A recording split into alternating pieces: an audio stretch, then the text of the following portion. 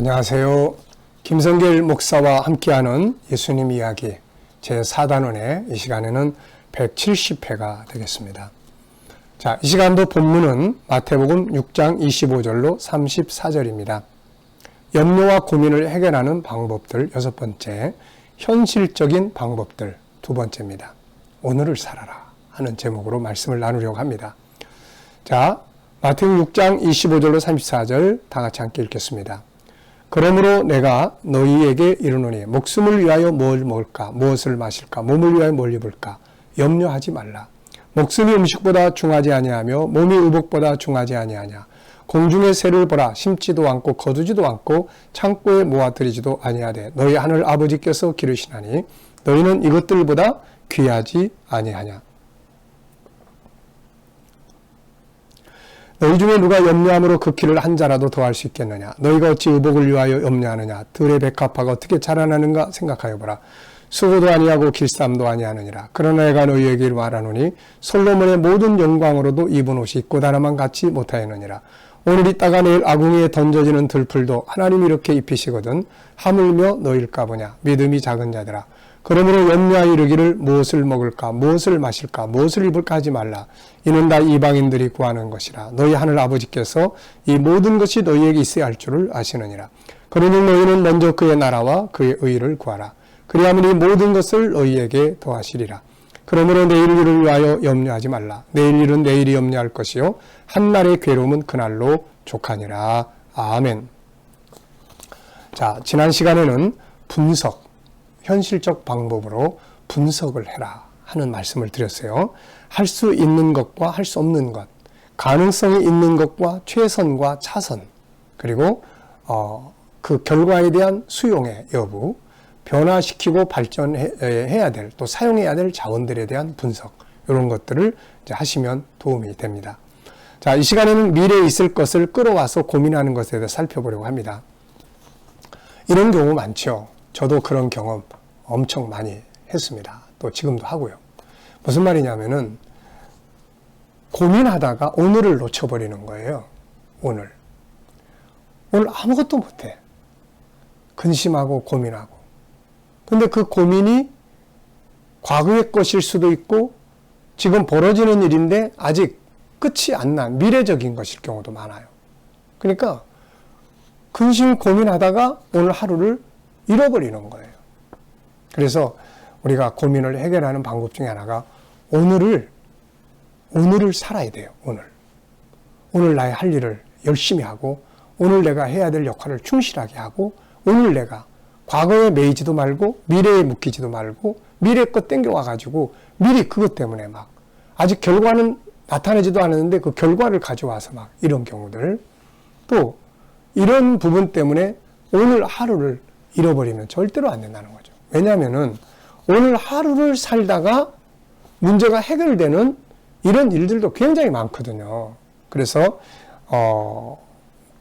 내일의 고민, 과거의 고민 때문에 오늘을 잃어버리지 마라.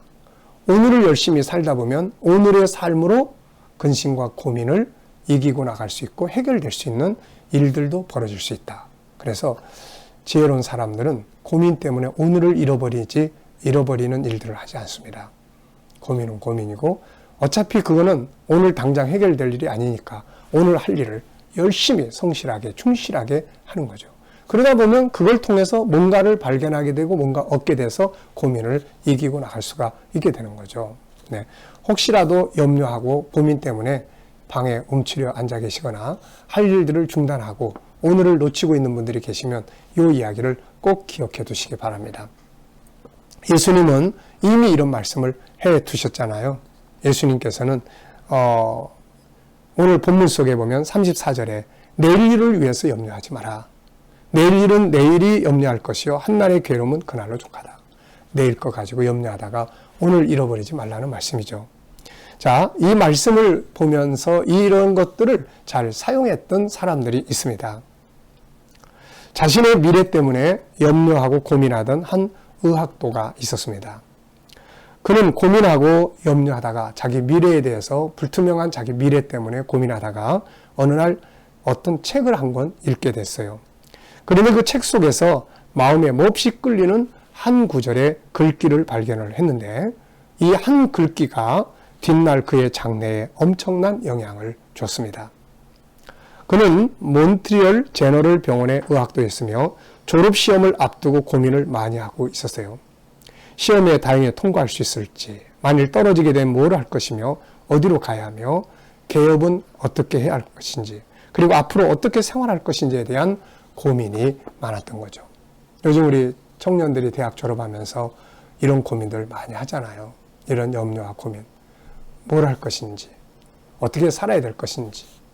한 번도 겪어보지 않은 세상을 향해서 항해를 출발할 때 얼마나 고민과 염려가 많이 되겠습니까? 그러다가 한두 번 입사시험이나 이런 데서 한두 번, 서너 번 떨어지고 나면은 그다음부터는 공황장애가 될 정도로 염려가 커져버립니다. 그래서 이런 부분들을 우리가 만났을 때 이런 이야기를 좀 귀담아 들으면 좋겠어요. 그런데 이 젊은 의학도가 그때 읽었던 그 한 구절이 그를 그 시대의 가장 유명한 의사로 만들어 주었고 세계적으로 알려진 존스 홉킨스 의과대학을 창립을 하게 됩니다. 영국의 의사로는 최대 명예인 옥스퍼드 대학의 명예교수까지 되었죠. 그는 영국 왕실로부터 명예로운 자기를 수여받았고 죽은 뒤에는 1500페이지에 이르는 그에 대한 2권의 전기도 간행이 되었을 정도입니다. 그의 이름은 윌리엄 오슬러 경입니다. 이때 그분이 이때 의학도에 있을 때 이 사람이 발견했던 고민과 근심거리 중에서 하다가 어느 책 속에서 발견한 이야기가 이 이야기예요. 뭐냐면은 우리가 해야 할 일은 중요한 일이란 먼 곳에 있는 희미한 것을 보는 것이 아니라 명확하게 보이는 자신 가까이에 있는 것을 바로 실행하는 일이다. 라는 말이었는데 이 한마디로 그는 일생 동안 온갖 고민으로부터 해방되었어요. 무슨 말이냐면은 미래에 대해서 아직 희미한 일들 때문에 고민하고 근심할 게 아니라 명확하게 눈앞에 보이는 내가 할 일을 오늘 해야 된다고 하는 그것을 깨닫게 된 것이죠. 자, 여러분, 현재 일에 몰두하라는 말입니다. 그의 성공의 비결은 내일의 고민에 살지 않고 현재에 살았다는 것이죠. 힘의 낭비, 정신적 고뇌와 번민은 내일의 일에 사로잡히는 사람들의 발밑에 따라붙게 마련해요. 아직 실현되지도 않은 문제들 때문에 고민을 하게 되는 데서 나타납니다. 과거의 이야기, 다시 말하면 뒤에 있는 이야기, 앞에 있는 이야기. 그래서 앞뒤의 칸막이를 닫아버리고 명확하게 오늘이라는 테두리 안에서 생활 습관을 익히도록 유의해야 합니다. 물론 내일에 대한 아무런 희망이나 준비를 하지 말라는 말이 아니죠. 내일을 위한 최선의 준비 방법은 오늘의 일을 오늘 하기 위해서 지성과 정열을 집중하는 데 있다는 것이죠. 그것이야말로 내일을 위해 우리가 할 수 있는 유일한 방법입니다. 이미 지나가버린 어제를 문을 닫아버리고 다가오지 않은 미래의 문도 닫아버리고 현재, 오늘에 충실한 것이 중요한 거죠. 예수님은 이미 2000년 전에 이 말씀을 해주셨잖아요.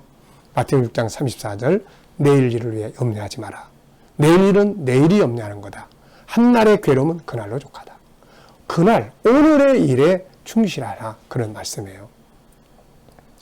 남편을 잃고 시리에 빠졌던 한 여인의 이야기를 하나 더 들려드리죠.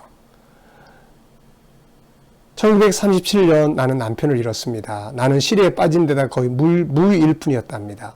나는 전에 근무한 적이 있는 캔자스에 있는 회사에 부탁하여 다시 일하게 되었습니다. 그전에는 각종 책들을 시골이며 도시에 있는 학교에 팔아서 생활했습니다.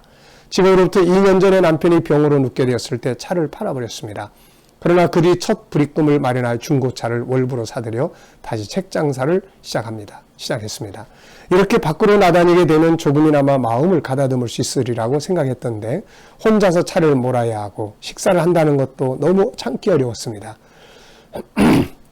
그 무렵 시골에서는 장사도 그다지 잘 되지 않았고 자동차 불입금도 치르기 힘들었습니다. 나는 미주리주 버사힐스 가까이에서 일하고 있었는데 그것도 학교는 가난했습니다. 살 길이 막막했습니다. 나는 너무나 외롭고 낙담하여 자살을 결심했죠. 어차피 성공은 불가능하고 살 목적도 없었으니까요.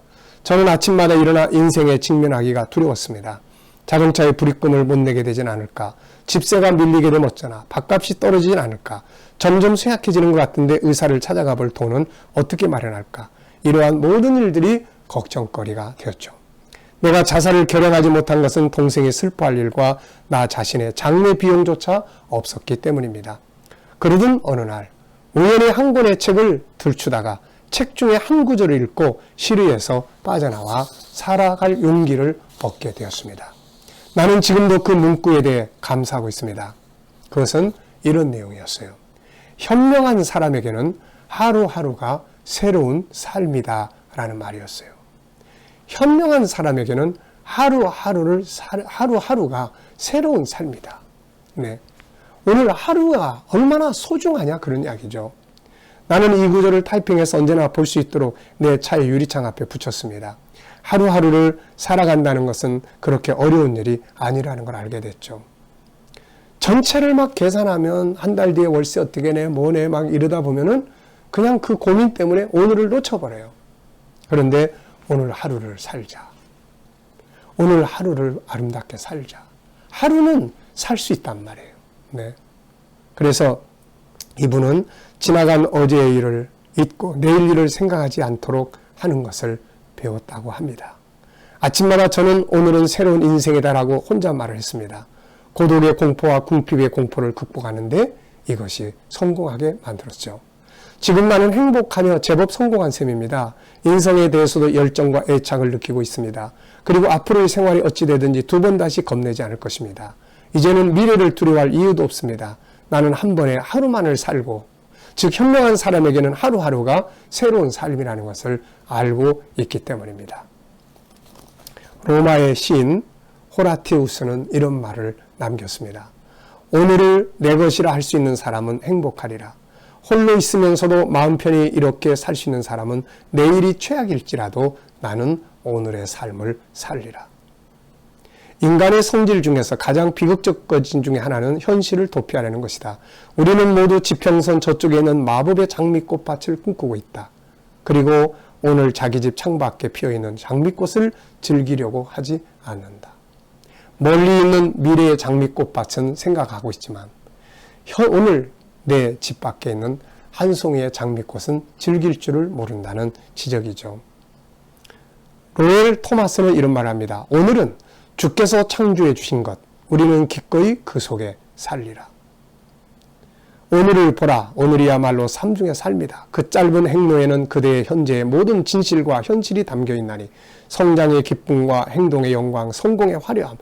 이제는 어제는 꿈에 지나지 않고 내일은 환상일 뿐. 그러나 충실하게 지낸 오늘은 언제까지나 행복한 꿈으로 만들고 내일을 희망에 넘친 환상으로 만든다.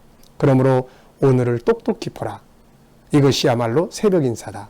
인도의 희극 작가 칼리 다사라는 사람의 이야기입니다. 자, 여러분, 예수님께서는 2000년 전에 이미 이런 말씀을 우리에게 주셨습니다. 내일 일을 위해서 염려하지 마라. 그날 괴로움은 그날의 족하다. 오늘 하루를 아름답게 살아라. 그런 말씀이죠. 자, 여러분, 근심 걱정하다가 오늘을 잃어버리고 이 오늘을 잃어버리는 것이 근심을 계속 지속시킨다면 그거보다는 근심 걱정거리를 그냥 그대로 놔두고 오늘 주어진 일에 열심을 다하면서 거기서 힘을 얻어서 근심과 고민을 이겨나가고 해결해 보는 것이 어떨까 합니다. 자, 이 시간 말씀 여기서 마치겠습니다. 감사합니다.